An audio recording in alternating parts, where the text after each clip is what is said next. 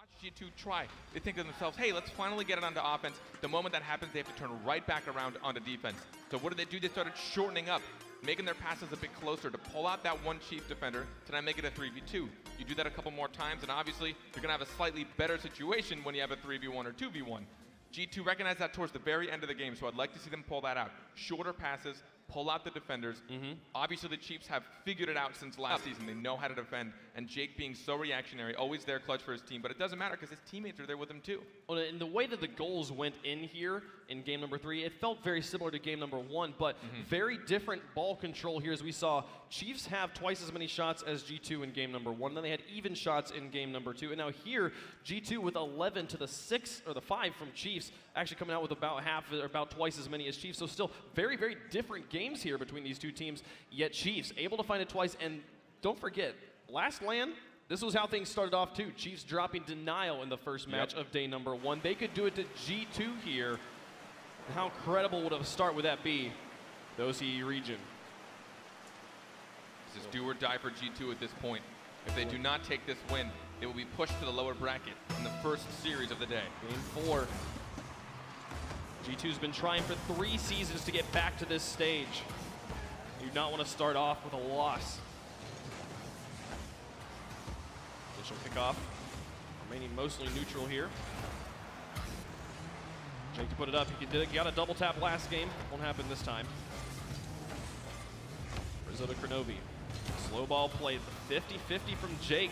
JNaps had gotten just a little bit more air. The ball could have just rolled in. Torsas' shot is just wide. And that crazy shooting percentage we saw from Torsas during the regular season, not really showing up here just yet, but Jake and Drippe have been making up for it in every single way, and they as a unit have been playing so well. The playstyles seem to be a little bit flip-flop. Usually we've seen Chiefs going for a lot more bumps and demolitions, but now we see G2 doing that. Generally they had a strong defense and had good counterattacks, but we see not as strong of a defense here as the Chiefs seem to be in control an often amount, but G2, a lot of those creative demolitions, which I think is opening up space for them. Drippe tried to drop it out of his box. JNaps puts it right back in. It's a demolition on a Jake. JNaps' last 2 pushes on the offense were win his touch and then look for a defender. It's working out right now as G2's been able to hold on to the offense. First time this series we won't see a goal scored in the first minute. Touch from JNaps to the side, picked up by Jake, put into the corner, Kronovi. Pinch it high. JNaps out of the corner, it's past Torsas, just 2 in the back here. Kronovi looked at the slow play, underneath 1. Jake patiently waited. He'll just be able to move out. Kronovi lost ball control. Now going for the patient plays himself. Rizzo winning the touch and putting it up, but Torsas with the read now into the corner. This first goal could be critical. Torsas looking for the zone on Kronovi. Drippe to pass towards Jake, but the clear comes through from Kronovi. They'll get that one right back up on the offense here for G2. It feels that G2 are a little bit timid, but here Kronovi potentially getting a pop-up, but no third there to follow. A little bit timid to really dedicate to the offensive attempt. Oh, Drippe to Torsas, and then Drippe again. Jake moved up as well, but he's not able to push the ball forward. Just lofts it, which buys time for Torsas and Drippe to fall back, pick up boost, and have a clean defensive positioning. But a good setup from Chiefs. Go unused. Jake back down to the box. JNaps picks this one up. He's got Torsas chasing him, and then passes Drippe into the corner. Over the top of 1. Jake with the air carry, intercepted by Rizzo. Could get a second touch here, doesn't make it. Torsas gets clear outwards, but JNaps down and under. Drippe got zoned out hard by Rizzo, who gets the assist here, and G2's got the lead. There it is again, the communication. Rizzo knowing he had the bump. JNaps, his only goal, just put it anywhere on target. Doesn't matter how slow, how fast, just get it into net. Rizzo will take care of the rest, doing the heavy-duty work, pushing out the defender, and they'll find themselves in the lead. Critical goal for G2 here in game 4 on match point. Lead critically important right now. JNaps off the pass from Rizzo, tries to drop it underneath. Kronovi's there, but it's just a bit high. Can Rizzo finish it off? No, Torsas puts the dominance in the way. Jake will try and get there, but doesn't have it. The fake comes through, and Kronovi makes it 2-0. I need to know if Rizzo did this on purpose. Another bump in net. Rizzo just trying to, I think he was just going for net, but he manages to slam Jake out. He actually had a trajectory onto that ball. G2, everyone in the box, all 3 of them really going hard for that, knowing they had control. 2 goals up for G2. Utterly beautiful play. Still innovating in the bump game here at the LAN. He'll be up on the wall at 150-50. Important for G2. Be winning those touches if they want to see game 5. Right now, Chiefs trying to put it away in 4. And Torsas doing work to move this ball down the field. Got it lofted. Jake into the corner. He'll find the angle, and Drippe a shot, upper 90, beautiful placement, and just the setup all the way down the wall by Chiefs makes it a 1-goal game. Drippe's trying to take Torsas' record on just being unbelievably accurate. Another 1 shot and 1 goal. That's his first registered shot of the game. He took his time for it, put it directly under the crossbar, out of the way of all of the G2 defenders that were right in front of him. Now only a 1-goal game for them looks a lot more possible. We'll see if they can make the comeback G2 did in game number 2. I mean, 3 goals straight. Torsas underneath Kronovi. Rizzo up on the wall. Strong backboard play from Rizzo all series. Jake puts his high, just lofts it past JNaps. Rizzo up early. Gets past 1, but straight onto the hood of Drippe. Now the pitch to the far corner. Jake back down. JNaps over 1. We go for the slow play. Drippe, excellent read. Reading the flick. JNaps is there, and it gets past Torsas. This one's going to roll to the corner. Final minute. And burning time off the clock, favoring G2 right now as they hold on to this lead. Jake trying to pull out 1 more defender. You'll look to see Rizzo at this point probably just sitting on that back line. No point in dedicating to anything. You're 1 goal up under a minute. Rizzo tends to be their hard defender. He'll probably be staying back for the rest of this game. Kronovi hanging in net right now. He'll go up first. Gets past Drippe. Following along. Hoping to pick it up off Jake and then look for the bump. Not going to find it. Jake and Drippe look for the pinch. Shot going wide. 3-man back for G2. JNaps just trying to play it around Drippe. Rizzo has to make this touch, but Torsas is there for it. Drippe comes through as well, but it's just a bit high in what would have been a tying goal. And now JNaps, he'll just carry this one along all by himself, trying to burn as much time off the clock as he can. He needs the clock to hit 0 to see game 5. The Torsas in the corner. He got the setup on their first goal. Can he get it again? Drippe out to Jake. The shot is sucked down by Rizzo. Kronovi to push it across that midfield line, and he'll keep that ball on the ground. G2 sends us to game 5. A display from Chiefs there at the very end, but a little too late. G2 will tie up this series, bringing it all the way to game 5. The final game, whoever takes this will move on to the uppers.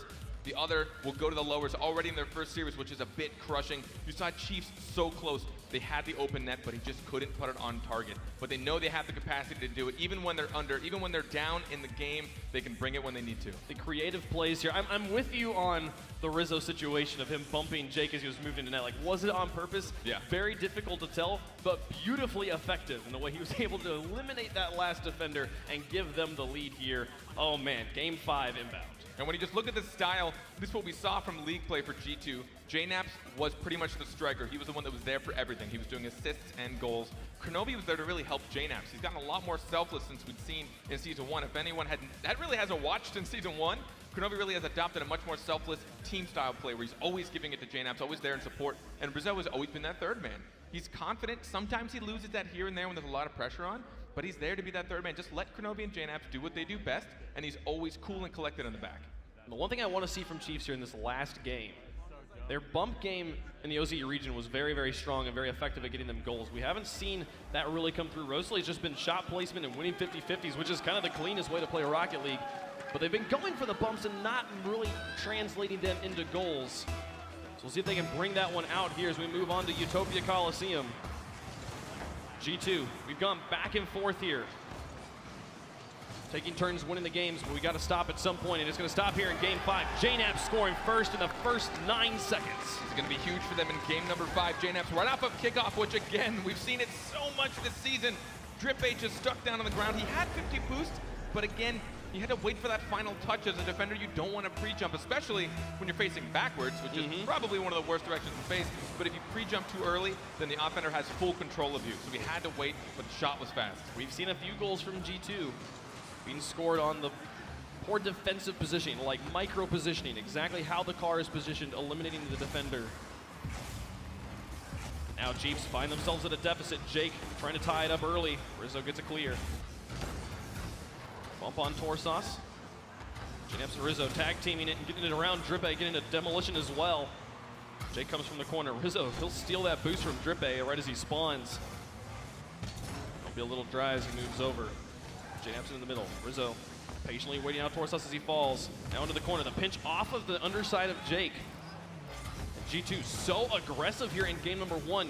The first minute's gonna come and go, and it's been all G2 on the offense. No hesitation from them, but a couple of whiffs will give the Chiefs a bit more pressure. Now we'll see Drippe try and solo carry this out, putting that on target actually with JNaps forced to go across. Sends it away. Jake in there, 2 players up and missing, but Drippe's shot a bit high. On this type of an offense from Chiefs as we've seen earlier in the series. Torsos over the side, JNaps up, but Torsos winning the 50-50 in the air. Krenovi's clear, goes into the middle. Jake will look for a read, sends it back to the corner. Now Torsos up. Solo player from Chiefs in the blue. These two hanging back on the defensive line. Rizzo underneath 2. Torsos rotated back just in time to send it away. We'll keep it at 1 goal here with 3:15 left to go. You can see how rarely Torsos retreats on defense unless he's fully needed, but G2 really have been turning it around, not giving them any more than 1, maybe 2 shot opportunities for every volley they've got. Rizzo's bumps, they have to be getting into the head of Chiefs at this point. They've been scored so many times on those bumps. Even there when nobody was shooting, still able to get Jake. Jake now airborne, misses contact. Krenovi underneath, and he's following it along. He'll look for goalies himself. Intercepts Drippe. Won't be able to get as effective of a clear. Now Rizzo again, finding Torsos in net. JNaps could find a shot. He'll look for the pass, but Drippe sends it away. As we approach halftime, still a 1-goal lead for G2. They've figured out the timer. They know exactly where their rotations are, pulling out that defender, getting that demolition, and immediately trying to take a shot, but then retreating. No need to dedicate too hard, especially now, finding themselves 1 goal up still. The 50-50 game slowly going more and more in their favor. The demo from JNaps. Rizzo looking for Torsos, and just the zone's enough. Krenovi puts it in, 2-0 G2. Not gonna lie, watching this is absolutely tilting. I would go nuts if this minute demolitions happen for me on defense. You'll see 1 more. Torsos being left. Krenovi really just playing him, putting it to the bottom corner. 2 goals up, G2 just past halftime. The placement from the former world champ, giving them that 2-goal lead. And they hold on. Still got about half a game to play. Torsos up in the backboard, JNaps soft in the way. Jake looking for Drippe, but not gonna find his teammate. Rizzo moving out. Lofted high, Drippe, soft touch down towards JNaps. Krenovi will pass to his teammate, the North American MVP here, a LAN rookie, but arguably the strongest player on this G2 lineup. Play goes in the middle, Drippe down the field. Look for bumps, but don't find any. Rizzo again patiently flicking it over the top of Jake, and it's just Drippe in the back. He gets the read and sends it back away, buying his teammates time to fall back, but they immediately dismantle Jake again. The pass from Krenovi to Rizzo, just look at him toying with the ball, moving it around, not allowing Chiefs to have any contact. G2 really hovering at that midfield, playing that midfield play really just shuts down your opponents at all when they try and clear it out. But you need to be careful because 1 hard pinch or 1 unpredicted touch will push it past your midfield defender and leave your net wide open. JNaps with a very neutral 50-50. Rizzo puts it over. Torsos on the back wall, cleared into the corner, but Krenovi's right there underneath 1. 58 seconds left. G2 another bump from Krenovi. Does it go in? No, it doesn't happen. Oh, but the defenders miss, and Rizzo sends it in. The bump's tilting enough to basically secure this game for G2. You can just see the crumbling the moment the bumps start to happen. There will be panic no matter what, because somebody now has to change their entire decision. Someone has to come save you out of that decision, and then who knows who's going to be able to make it there in time. So you'll see them suffering yet again from another bump from G2. The most physical play I've ever seen out of this roster. Absolutely clinical, and as you see Chiefs trying to move out onto the offense, they have to leave themselves open, and Krenovi punishes 4-0 G2. Keeping their composure. This is what we were really worried about for G2. Would they be able to pull it off, especially considering this is JNaps' first time at the RLCS stage? What I like is they're not relying on him. Really, Krenovi and Rizzo have been there just as dominantly. All 3 of them rotating cleanly, making sure no one has too much responsibility. This has to be a sigh of relief for G2 and for G2 fans everywhere.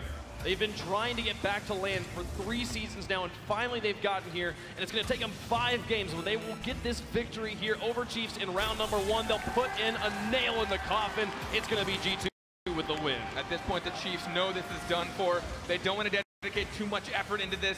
They're probably frustrated as it is. They know the loss. 5 goals in 28 seconds, that would be unprecedented. G2 is going to take this series and stay in the uppers. 5 goals in 5 minutes would be unprecedented. It's never happened. Largest comeback we've ever had was 4-0. Force us to try and put that one away. Jake back into the middle. The beautiful plays from G2 here. Chiefs with strong moments here, able to take 2 games, able to send us all the way to game 5. They had match point right there in front of them in game 4. But then 2 games straight, G2 will come back, and Chiefs will have to see how they fare in the lower bracket. This proves both of the things that we all really wanted to see, that G2 came to play and they're bringing their A game, and that OCE is here to compete as well.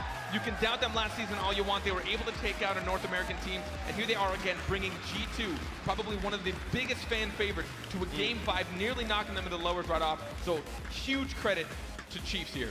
Kronovi getting the MVP there in game number 5. Only player on the stage right now who's ever won a world champion. Only player on the stage right now who's been in that world championship match and still undefeated at LAN. Kronovi really brought it out. I have to give him a lot of credit.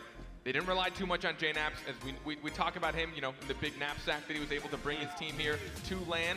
But I really enjoy the fact that they're all doing really, really well. Rizzo supporting, he was staying on defense intelligently whenever they were in the lead. There's really no point in dedicating too far, but the bumps from G2 are huge for me. I've never seen them play this physical. It worked so well, but I'd really like to see how it plays against other defenses from other regions. It was some of the most clinical play we've seen from any of these teams, where you would watch a player move up, win the 50-50, win their touch and move it up, and then immediately look for a defender to remove them. It worked so effectively as G2 gets their first win. I mean, it almost felt like a set piece. It almost felt like they were just prepping for it. It's like, okay, I'm going to take this shot, then I'm going to go for the goalie, and you just take a shot. The second person, just, I don't care. Just second person, just take a shot. I'm going for goalie. But they knew to back out. They weren't overcommitting. They weren't feeling like, hey, that was close enough. Let's keep it up. So once they realized they didn't have full control, they'd back out on defense. Or Rizzo was just kind of already sitting back waiting. The one caveat to that is I don't want Rizzo to sit too far back, because there were a couple times that he could have been in a really bad 1v1 dribbling situation, but they played it very well in the series. Well, that does it for us here for this match, but I know who everyone wants to hear from and who I want to hear from. Kronovi is on the stage with Golden Boy. Let's hear from him. Guys, give it up. Look at that. So, let me see here. I haven't been here since season 1, and you haven't been here since season 1. So you're looking for some redemption here, my friend, aren't you? Yeah, I think maybe it's a coincidence, but maybe it's meant to be. Maybe this is it. I could be your good luck charm, you know? Maybe this is it, though. Do you think that this is the event where G2 takes its Season 4 finals right here? I think it definitely could be. I mean, we went to Game 5 with Oceania, but Chiefs are very good. I wouldn't underestimate them, and I think they're going to make a great lower bracket run. So we're going to stay focused, keep practicing, and I definitely think we can take it. I have to fight Turbo for the other world champion. I have to fight him now, so that's going to be a nice showdown. Yeah, no, that'll be exciting for sure. Now, about that matchup, Chiefs came out the gate swinging, but something that I saw you guys make some adjustments on going into the mid-games was you were really focusing on bumping and demoing as much as you possibly can. Most notably, you were focused on bumping and demoing Drippe because he was having an incredible series. So, was that always the plan, or did you realize, like, hey, they're leaving themselves exposed, so let's go ahead and push in? We saw it working. We noticed Drippe getting a bunch of saves. I think they won that game 3 off of Drippe's insane saves. So we just started bumping more. It started working, and if it's not broke, don't fix it. How was it getting JNaps accustomed to playing in this environment? Obviously, you being a seasoned player, a world champion in your own right, but how was it for him in particular, having not really been in this kind of environment before, and really just getting the team pumped up all together? JNaps has ice in his veins. This is his first time, but you wouldn't know. He's a monster. Yeah, it was very clear. Congratulations on your victory. Looking forward to seeing that run throughout the bracket, guys. Give it up for Kronovi. Let's go ahead and send it over to the desk to break it all down. Thank you, Golden Boy, and congrats to G2. You got to imagine coming onto the stage the first time here this weekend, the nerves, but able to pull through. I feel like it started out a little slow, maybe for both teams, but ultimately, I feel like both were reaching exactly where they wanted to be, but maybe the demos were the difference. They definitely both started off incredibly slow. There was a lot of hesitation in the midfield from both teams, and it wasn't the MVP versus MVP battle. Torsos was incredibly quiet. But as you said, with those bumps, Chiefs were hesitant, G2 were hesitant at all times in the midfield. That made them very demoable. But I thought Drippe was just fantastic. 8 goals scored by Chiefs, 6 of them by Drippe. They were just, or he specifically was just carrying that team. Season 3 MVP for OCE. He was playing like a Season 4 MVP. And Jake's already got the best goal of the entire tournament in game number 2 or something. Yeah, the double tap off the corner, that was incredible. And G2 had to figure it out. They were down 2-1. They had to figure it out, and that's not easy to do, especially in a World Championship environment. Let's take another look at the highlights in the form of the Mobile One high-performance replay as G2 able to bring it back and take it all the way to Game 5 for the victory. But I want to shout out Rizzo. What a series from him. They completely changed their entire play style from the regional championships. It's always like we have Rizzo as our third. He was the #1, setting up passes and the demo after demo after demo. But game 1, Chiefs had it pretty much under control. Lots of shots. The game 1, it was a dunk fest by OCE. The positioning, I thought, from Chiefs was spectacular. They were always blocking the shots. Game 1 on dunks by them. But G2, they just started to pick it up. They had a slow start, but their passing play started to work. Their physical play started to work. And then it seemed like Chiefs just started to lose that steam. I think there were 3 goals the entire game from G2 that weren't bumps. I've never seen that strategy executed so well. And that is a strategy that on LAN is going to perform incredibly well against any team. But then at the same time, Chiefs were not getting out of the way of these bumps. It seemed like every single one worked, and that's very surprising. Usually we see these teams try and dodge the bumps more, but it seemed like every single time there was an explosion in their net. And Kronovi, in the Season 1 World Championship, he was the leading scorer in the entire. We'll have to see how that goes. And remember, double elimination bracket, so the Chiefs are not out of it yet, and we've seen a lot of amazing lower bracket runs when we've had our World Championship. So what do you guys think Chiefs need to kind of readjust? In that lower bracket, what would you like to see? What would you like to see them focus on as they move forward in the tournament? So for me, it was all Torsauce. He seemed very shaky. Once again, the last time there was a live environment, he was the MVP, but he didn't show up at PAX. And that was just 2 weeks ago. It seemed to happen again here. So I think Jake and Drippe have to be like, hey, we have your back until you're ready to perform. Problem is, they have one more best of 5, and he needs to perform because it's going to be versus the loser of Method and Energy. Yeah, so that's either one of those opponents are tough. Yeah, absolutely. I think it's just playing with, you know, the same style that they had in the first game. They came out ready to win. They were on the precipice of taking that series. They just need to close it out. There were a lot of whiffs coming out from Torsauce. There were misses. There were poor clears in defense. And there was even some open nets opportunities that he missed. And he didn't get a single goal this game. He's never had a game, or he's never had a series where he didn't score at least 0.8 goals per game.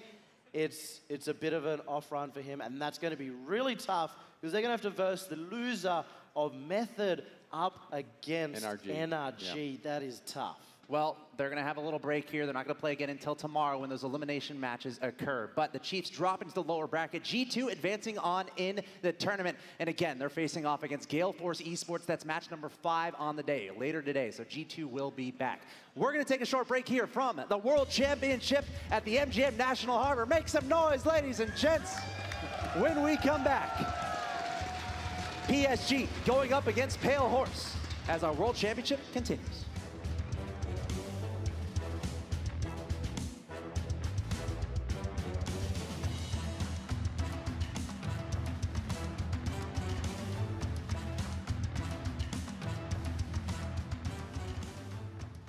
I love the ocean. Oh no. So fresh, so fresh, so Advertising. Pathetic. The things brands do to advertise to boys. Ridiculous. Cheryl, I am so glad I can talk to you about the responsibly fresh smell of Old Spice Wild Collection. Buy Old Spice. Fresh. The best mom is me. Nissin Cup Noodles.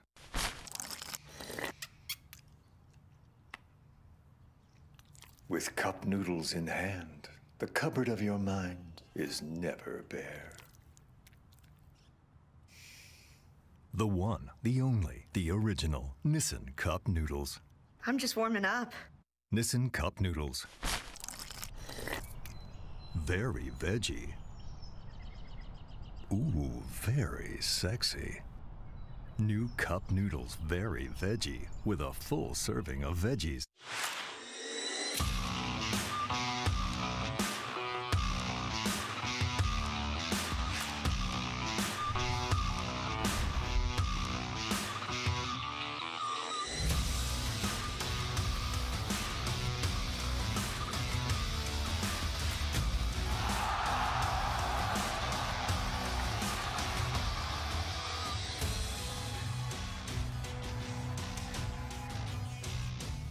brought to you by Old Spice. It practically smells itself. Sells? Smells.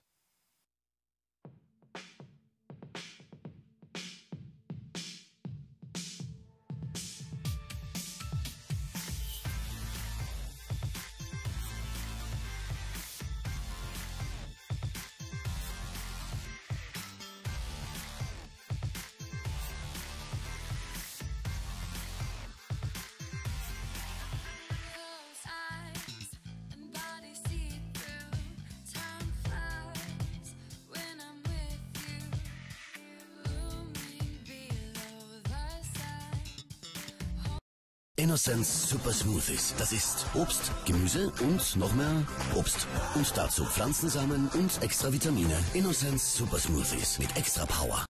Innocence Super Smoothies. Das ist Obst, Gemüse und noch mehr Obst. Und dazu Pflanzensamen und extra Vitamine. Innocence Super Smoothies mit extra Power.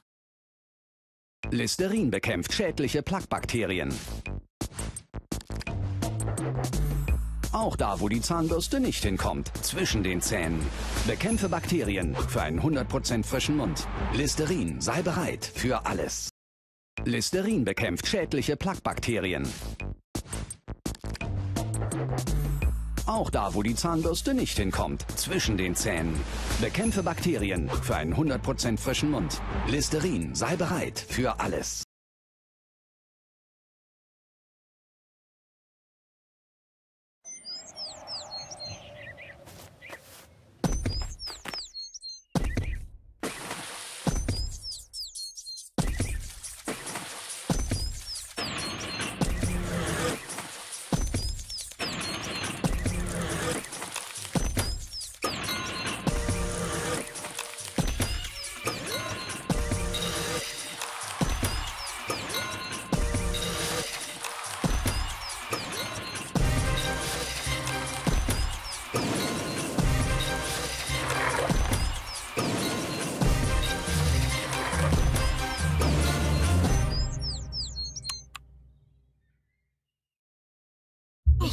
etwas, das ihr nicht glauben werdet. Will hat was gesehen.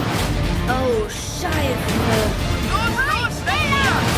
Ist jemand da? Gott, geht zum Land!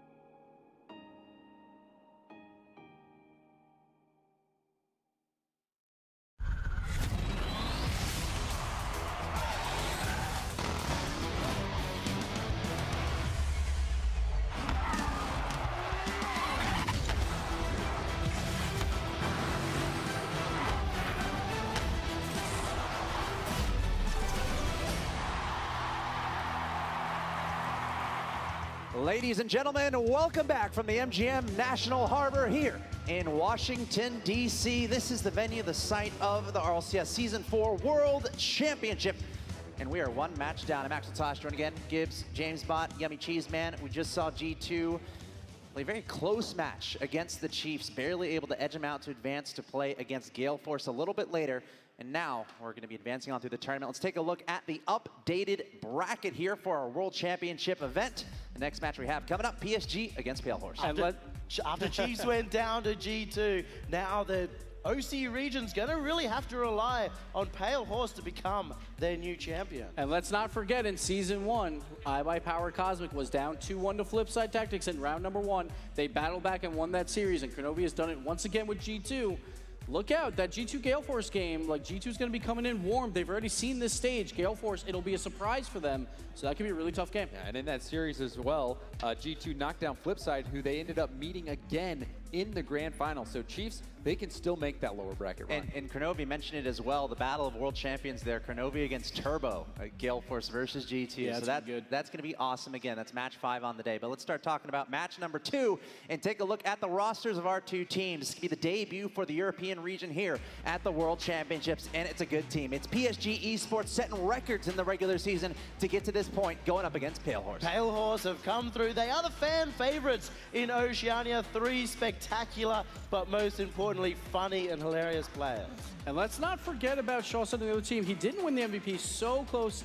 He came in second place, 2 saves per game, leading the team, but he's also doing it on the other side of the ball as well. He's been making some phenomenal plays. When he has space, he has been being so creative, and that's what's really got PSG basically to that 6-0 start. They did kind of falter versus Envy and then in the playoffs, but don't forget Northern Arena. They came in second place versus the best teams in the world. A lot of them are here today. They only lost to Cloud9, so look out for this team to start off extremely hot. And you can't forget about Farah. Captain Clutch, he's the OCE Slayer. He took out both OCE teams last time, so I think Pale Horse wants some redemption there and want to take out Farah, move him down to the lower bracket. Yeah, guys, and speaking of PSG, you know, talking about their regular season run leading into the playoffs, one of those moments when we're like, all right, how good is this team? And the difference between this team from the regular season to when the matches started getting pretty important. You guys want to touch on that as far as, you know, what's going through the minds of PSG right now, having such a strong start, but then a little bit of shakiness near the end of the season. So Chaussette and Fair, they both have that RLCS experience, even though they are very young. Bluey, he has just roared onto to the scene, and this is a team of young guns. Bluey, a prodigy. These guys don't look at their age. They're here to play. They went 6-0, unprecedented in Europe. So it's going to be a blast to watch these guys. But Gibbs touched on it. They did falter near the end of the season. So you have to question, do they have that emotional fortitude to carry through in high-pressure situations? Yeah, in the regional championship, they went down. They came 4th after such a great league play performance. But since then, in other tournaments, in Northern Arena as well, they have had great runs that shows they're able to bounce back and hopefully perform here on LAN.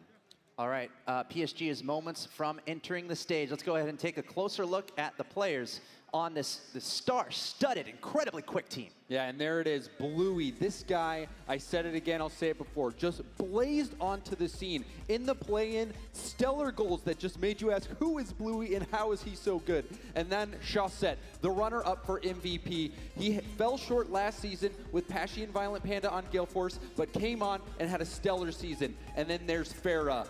You remember him from the incredible dribble goal that he has, still continuing his scoring spree, 0.93 goals per game. This is a solid team. Started out 6-0. Even though they're the 4th seed in Europe coming into this tournament, they are going to be deadly. Ladies and gentlemen, put your hands together for PSG Esports! And here they come out. And honestly, we see Chaussette and Bluey. They look younger than Giblet, I would have to say. These guys are so young coming into this. But Farah, he's that old guard. He's 21 years old. He's that veteran. He was here last time. There's been a huge turnover rate from Season 3 LAN to Season 4 World Championship. But Farah is one of those players that was here last time. He's got to use that leadership. You see him here. He's in that middle seat. He's going to be the one trying to pump up his 2 new players at the World Championship. And I expect them to do pretty well here. Honestly, you know, wrapping back to week 1, week 2, not sure what to expect this season. Everything's kind of shaken out. Bluey made the biggest impact to me. He came into his debut in the RLCS, and he was absolutely everywhere. But I think a focus here, these guys are young, and this is a new environment for them. They have to be able to hold it together on the stage in front of all these beautiful people. You guys, and all the people watching online as well. So what's the key to them to hold their composure? Well, they just need to have that confidence. Confidence is key for this team. They actually have during league play, had the lowest assist per goal ratio, but they are, and what that means is just they are solo players. They can make goals happen out of thin air by themselves, just making those individual plays. But in order to make those plays, you have to have the confidence to go for them. I love the PSG boys. They have that confidence. Off stage, they are big presence. They go around the scrim room, even get some cheeky banter going on. And they have the best swag out of any team. You see that, like, they have everything. They're looking good. They came in as frontline. They got picked up by a huge organization, and that support is vital. They're going to have so much room here to grow, not just against in this match, throughout the entire tournament. Now, talking about the dynamics of these players, I feel like Bluey is always going to be in the action. He's always going after the ball more or less, really trying to disrupt what's going on. And you know, rewinding back to the last series where we saw a pretty shaky start from both teams and then G2 going straight into the demos. Is there any key strategy there from PSG that you think needs to be a focus? I think the solo plays really work well. PSG get those big solo plays. Bluey and Chaucet in particular are able to really drive that home. And against Pale Horse, their strategy is about intercept. So if you don't need to pass, it's going to be very hard to shut down. All right, well, PSG, a young team, can they hold it together going up against a team from the OCE region coming all the way from Australia and New Zealand? So you got to wonder, how are they feeling coming into it? But Yumi, talk to me about this Pale Horse roster. The Pale Horse roster, they are the boys, the lads in OCE. They are all there in the interviews, making fun of each other. CJ, the fast player. Kami came through, not existing in previous seasons, and now he's considered the second best player in the region, followed by Kia, who has the most assists per game. He's been incredible, had series where he's just picked up the team on his shoulders and carried it. Pale Horse Esports are definitely here to play, but they're here mostly for the experience. Making their way to the stage, Pale Horse Esports! Yeah. And I had a chance to play some games with CJ. He is so fast. He's so sick. And look at that. Taking a page out of Shogun's book. You better follow that man on Twitter. That sign was incredible. But also, I want to call out Kami. He's the only player representing New Zealand in this tournament. He's the only player, no New Zealand player. Shout out to Monty Connor, who has scored a goal before, so he could score the first New Zealand goal here. But these three guys, they're cheeky. They all made fun of each other in the interviews. And that sign, you know, that's a good walkout. I thought PSG's walkout was pretty weak. So if we can compare the style of the walkouts, I mean, build that brick. Pale Horse has the advantage. We always talk about build that brick. We got to rate these walkouts. I'm looking forward to some stuff here. But I want to echo what you're saying about Pale Horse. One of the first, when I came in here on Thursday or Wednesday or whatever it was, and I was walking through Pale Horse, they're like, hey, what's up? And they immediately just started talking. We started hanging out. I'm like, oh, great to meet you. It's such a classy group of guys. Especially and not only that, their first time here. You know, it's so easy when you're in a new group with so new people to just be a little bit of a recluse, but they're really neat guys, and they are skilled too. They, in terms of scrims beforehand, they beat Mock at 7-2 in a series, so they have the ability to take it to these top European teams, but PSG is a number 4 seed. Yeah, that's insane. Yeah, and something else I noticed from last series too was the attitude of Chiefs. They were laughing, smiling, having a good time, and I feel like that's important to bring into these games. Even though they're on stage, such important matches, you're playing Rocket League, you're having a good time, you got to make sure you keep that team chemistry going. So last thing to do here before we get into the match, Nissan Cup Noodles predictions. I'll start things off here, guys. I have to go with PSG. I cannot count against them.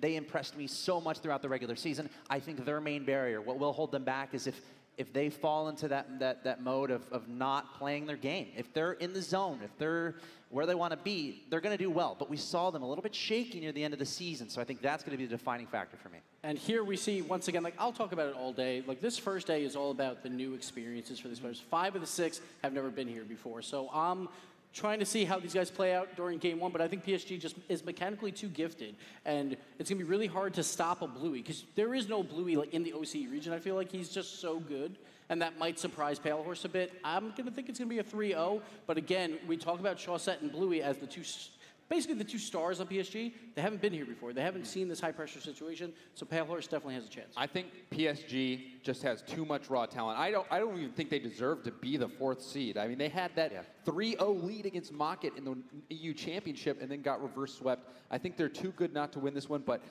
this first game is going to be completely key. They've got to get it because confidence can be a problem. It's going to be really hard for both the teams here on the stage for the first time. Pale Horse, they love being the underdogs. They're not trying to go too hard on this, and they've always had a tough time at the very start of every single LAN they've been in.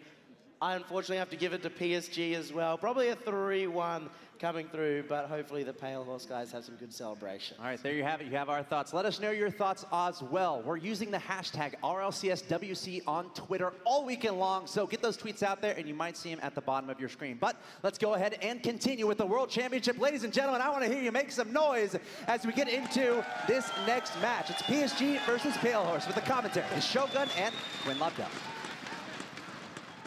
It is now Europe's opportunity to move themselves into the World Championships, and it is going to be OCE's chance to bounce back after previously losing that match to G2. And this is a match between some of the biggest characters that we've had at this World Championship so far. Quinn will be joining me for this matchup. How do you see this one going? I think that this match is going to be a very aggressive match. Pale Horse, known for being a very high-pressure team in PSG. We all have seen so many highlights from this star-studded roster. Really just so many fantastic solo plays like they mentioned on the desk. We see Bluey going for incredible air roll shots. I think it's going to be a difficult job for Pale Horse to stop Bluey. It's going to be a lot of high-pressure, fast gameplay. That's what I have in store. That is going to be the main thing we are looking at in here. In this game, 2 major questions to answer. How will this young PSG squad respond to the land pressure, and how exactly does Pale Horse plan on shutting down the rookie of the season for Europe, Bluey? As we are going to get ourselves into game number 1. And really, you're going to have to look at this matchup and say Pale Horse need to put pressure on early. They cannot afford to give any space. Oh, you're definitely right about that. PSG's so good in space. Bluey tries to get over there, and there's a good example of what we want to see. Already Kia coming forward, getting a block. They do not want PSG to really get themselves going. 3 players actually caught themselves over in the corner. They need Farah to stay very loud, but opportunity. Kami gets there in time, stops the long shot. We're going to remain at 0-0.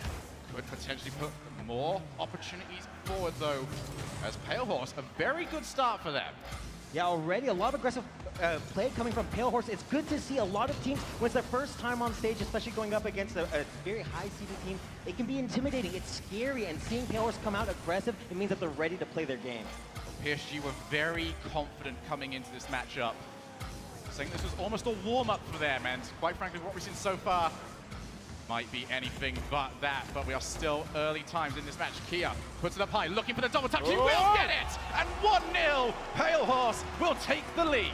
What an incredible read. They call it the waterfall shot. Kia just staying in there the entire time. That lets him get to the ball as fast as possible. You see Farah trying to come in from underneath, but Kia, as he kept that aerial going, doesn't let the clear happen. You have to respect the midfield game. Do not allow the ball to reach that high, or you can get caught out. CJ will not have actually been too happy with that contact, but Bluey taking his time to come forward. Pale Horse are in control in game 1, and they're going to try and make it a 2-goal lead. Now Farah on the counter-attack can follow up. He's got time. Unfortunately, not enough. Kia comes in. Chaussette with the setup shot, but Bluey will be a little bit too late. He's been quiet so far, the Brit. Now an opportunity for Pale Horse to move forward, but unfortunately they took too long to get the ball under their control. First time now we're going to see PSG be able to put forward a siege. We actually saw 2 players commit there from Pale Horse, and they need to avoid that. Bluey going to get up. Gets a good enough challenge. Chaussette can take control of the ball. Another long clear, but unfortunately no follow-up. PSG, they're going to take the shot, and it is an open net. We are all tied up, 1 goal apiece. This is great play from Fair here, reading the clear onto the wall from Kami, and you just see Fair lurking, waiting for the mistake, and that's key because Kia's not in the goal. He spots that, and putting that shot on target is huge, evening up the game. They tried to find the pass over to CJ, who could launch the ball over. Unfortunately, just too far behind him. CJ can't do anything about that, and it is immediately latched onto. We are all tied up. Still more than half the game left to play. Bluey tries to go for the setup. Unfortunately, demos around the field make it just a little bit more hard for PSG to go for their own follow-up. Farah has to try and deal with a bump of his own. Bluey now, ball up high. He's got one tap. He's going to look for the second one. He's going to do it. Anything you can do, Bluey can do better. Going up for this aerial, he even has a defender to beat, and he still gets such a great placement on this shot. Wow, Bluey, those are the shots that we know him for. That is huge for PSG. He was the big question mark heading into this series, into this entire tournament. They needed Bluey to step up. They need him to be a thorn in everyone's sides. And for the main part, you just need Bluey to be on top of his aerial game. And now that we're seeing him hit those, we know he's on top of his aerial game. Absolutely. Confidence, again, so key for this PSG roster, and it looks like they're firing on all cylinders right now. They have got control of the match. They've got control of the ball. Can they get themselves a second goal? Unfortunately for them, PSG will lose possession. Very good outfield play there from Pale Horse. But they need to control it a little bit better. Giving the ball up in midfield just a little bit too easily. PSG just allow them to move forward half the time if they're going to do that. Needs to be a better shadow on the side of Pale Horse, otherwise they are going to keep giving it up. Bluey with a shot. Kia does get saved, but there is options. Bluey takes the shot set option, and Kia will shut that down. 1 minute and 40 seconds remaining, 100 seconds. And Pale Horse, they need to find themselves a goal. Absolutely. You mentioned that they need to maintain this pressure and have a second player shouting, following close. Unfortunately, we see again, time and time, they just push that ball to the side. Nobody's there to follow up on it, and they lose possession. And it's not down to choices right now. Pale Horse, you can see players loitering towards the midfield. They want to get in for challenges, but they just haven't been quick enough so far. Very good challenge though in the midfield. They need to try and get something out of this, but two players coming to the same area, and a mistouch will allow PSG to go and break away. They're just going to have to start again from base one. Kia with a flick over the top, but Bluey will read that one. Follow up, Chaussette, can he be there first? Oh, that is a dangerous bit of play right there, but PSG do survive. 1 minute remaining. Tap down, Farah takes another shot, but once again, Pale Horse, we're going to credit them for anything right now. These blocks have been absolutely incredible. They are not giving PSG the space they want. Unfortunately for PSG, they almost gave Pale Horse the space they wanted. If they were able to run onto the shot, they could have got it. There's going to be another shot. Chaussette with the save. Bluey looking for the clear. As him and Chaussette come together, clear it to the other end, and now Pale Horse with 30 seconds remaining have it all to do. Lovely aerial there from CJ. Just couldn't find Kia, and now Kami is by himself. Very brave play from him. He needed to win the ball, though. He has not won the ball, and Farah could very well have won the game for PSG. Well said, Shogun. We see Kami right here pressuring the ball. He doesn't need to make that challenge. As we saw, he could have played a little bit more patiently as the last man back, but unfortunately, he is 1 goal down, trying to even up that margin. That's why we see him take those risks. 1-0 down, 2-0 down. Either way, you need to get yourself a goal. Good to know that mentality is there, though, for Pale Horse. They are here to play, they are here to win, and they are going for... The heart in this game has not been off. It's just been some of the decision-making and the positioning they are getting caught out on. Another shot there from Farah. This will just be an extra one to add to the tally. Kami does not want it to happen. There's going to be the follow-up from Kami yet again with the block, but we will be ending game number 1. PSG taking 3 goals to 1. And they are looking comfortable right now. Yeah, we've talked before. The winning condition here for PSG was to play with confidence, not to get thrown off. Being young on stage, it's a new environment. It's very intimidating. But we saw Bluey with that double touch. We know he's here ready to play. Farah, again, with great control just all around the board. PSG looks, they must be happy with their play, Shogun. Absolutely. Right now, Pale Horse are not playing bad. Defensively, they are not making that many mistakes. The problem is they have to play so much of it. They need to try and find a better way of clearing the ball. They actually had a couple of good ideas of holding that player in the midfield, but the execution just wasn't quite there. But we look at this game, 5 saves for Kia, and I really want to speak to you about star players in this matchup. We talk about Bluey a lot, but Farah is the experienced veteran here. Not only between in-game, he's already been to an RLCS, but life experience as well. He is a much older player. He needs to be the one that kind of controls the rest of his team and speaks to them. Whilst on the side of Pale Horse, CJ. He is a huge character. He needs to be loud for his team and just sort of help them motivate themselves to move forward in this series and really take this game to PSG, because there are some problems there right now for Pale Horse, but I do not doubt that they can fix them. Yeah, we heard Yumi on the desk mention how important it was for Pale Horse to be able to come in and play aggressively and get that interference play. They love to intercept the ball towards the midfield, and unfortunately, not having that second